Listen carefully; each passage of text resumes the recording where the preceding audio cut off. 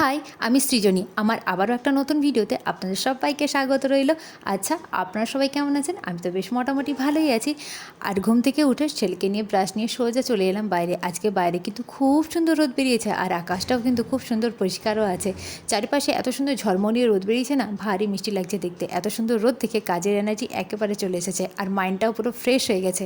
আর এদিকে কিন্তু আজ সকালে বর্মশাইকে বলেছিলাম যে একটু যাও না, তুলসী পাতা নিয়ে আসবে, কারণ ছেলেটার একটু ঠান্ডা লেগেছে, একটু সর্দি হচ্ছে আর একটু কাশছে। তো সেই জন্য ভাবলাম আজ সকালে ওকে মধু তুলসী পাতার রস খাওয়াবো। সেই জন্য বর্মশাই এসে গেছেন তুলসী পাতা নিতে। আর জানেন তো, এই মধু তুলসী পাতার রস না বেশ উপকারী বাচ্চাদের জন্য। শুধু বাচ্চাদের জন্য না, সবার জন্য ভালোই উপকার। খেতে পারলে তো সবার জন্য ভালোই উপকার হয়। তো দেখেছেন, দেখেন তুলসী পাতা নেওয়া হয়ে গেছে, আর আমাকে দিয়েছে যে এগুলোতে হবে কি না। আশা করি এগুলোতে হয়ে যাবে। চলুন এগুলো ধুয়ে ভালো করে রস বের করে মধুর সঙ্গে ছেলেকে ব্রাশ করিয়ে খাইয়ে দেবো। আর আমার ছেলে তো ঠান্ডা লাগলে এই মধু তুলসী পাতার রস যদি খাইয়ে দেয় না, বেশ উপকার হয়। সেরকম বেশি পরিমাণে ওষুধ খাওয়ার ওর প্রয়োজনই হয় না, এতেই কাজ হয়ে যায়। তারপরে সোজা চলে এলাম দুপুরে রান্না বান্না করতে। আজকে দুপুরে একটু বানাবো মাছের ঝোল, কিছু একটা ভাজা বানিয়ে নেব। তো তাড়াতাড়ি করে রান্নাবান্নাগুলো একটু সেরে নিচ্ছি, কারণ ওই যে বললাম না সকালে অনেক সুন্দর আজকে ঝলমলিয়ে রোদ বেরিয়েছে। তো সেই রোদ দেখে আর লোভ সামলাতে পারলাম না।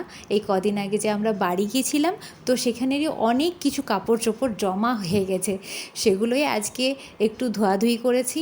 সেগুলোই ভাবছি যে তাড়াতাড়ি রান্নাবান্না সেরে ওই জামা কাপড়গুলোকে আজকে গোছাবো, গুছিয়ে ভালো করে রেখে দেবো। তারপরে আরেকটু প্ল্যানিং আছে যে সমস্ত কিছু বাড়ির কাজকর্ম সেরে বিকেলের দিকে একটু গণেশ মেলা যাওয়ার একটু প্ল্যানিং আছে। তো সেই জন্যই একটু তাড়াহুড়ো করছি, তাড়াতাড়ি করে রান্নাবান্নাগুলো সেরে নিচ্ছি আর বাড়ির সমস্ত কিছু কাজকর্ম। দুপুরের কিন্তু রান্নাবান্না সেরে ছেলেকে খাইয়ে আর নিজেরাও খেয়ে সমস্ত কাজকর্ম গুছিয়ে এতগুলো জামা কাপড় নিয়ে হাজির হয়ে গেলাম। চলুন এবারে কাপড় চোপড়গুলো ভালো করে গুছিয়ে ভালো জায়গায় সুন্দরভাবে রেখে দিই। কিন্তু এরপরেও তো একটু প্ল্যানিং আছে, বললাম না যে মেলা যাবো, সেদিকটাও তো একটু রেডি হতে হবে, তারটাও তো একটু টাইম লাগবে, তাই না? তো সেই জন্য চলুন কাপড়গুলো ভালো করে গুছিয়ে নিই। আমরা মেয়েরা কোথাও যাওয়ার যদি প্ল্যানিং হয়, সেটা বাড়ি হোক বা অন্য কোথাও হোক, যদি কোথাও যাওয়ার প্ল্যানিং হয় না, শুধু কোন জিনিসটা নেব, কোনটা নেব না, কোন শাড়িটা নেব, কোন জামাটা নেব, ওই চিন্তাতেই থাকি। আর ইচ্ছে মতন তখন নিয়ে নেওয়া হয়। আর সেই জায়গাটা থেকে ঘুরে আসার পর যখন এত জামা কাপড় দেখি না, ঠিক চিন্তাতে পড়ে যায় কখন এই জামা কাপড়গুলো ধোবো, কখন গোছাবো, কখন গুছিয়ে সুন্দর জায়গাতে সুন্দরভাবে রেখে দেবো, সেই চিন্তাতেই থাকি। জামা কাপড় নেওয়ার সময় তো নিয়েই নিই মন খুলে, কিন্তু গোছানোর সময় না বড্ড বিরক্ত লাগে। চলুন গোছানো তো কমপ্লিট, এবারে যাওয়া যাক। বিকেলে রেডি হয়ে ভাবলাম একটু চলুন মেলা ঘুরে আসি। শুনেছেন নাকি জামশেদপুরে অনেক বড় করে গণেশ মেলা হয়?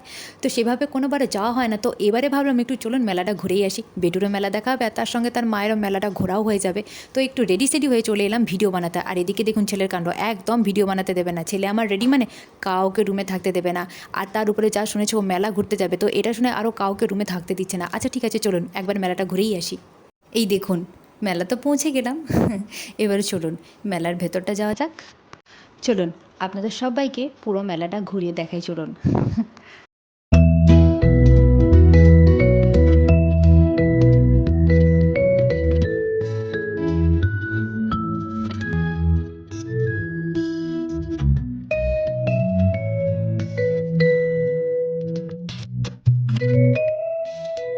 দেখেছেন তো কত বড় মেলাটা, আর কত দোকানদানি বসেছে দেখুন, কত বড় বড় নাগরদোলাও বসেছে, আরও কত কিছু আছে।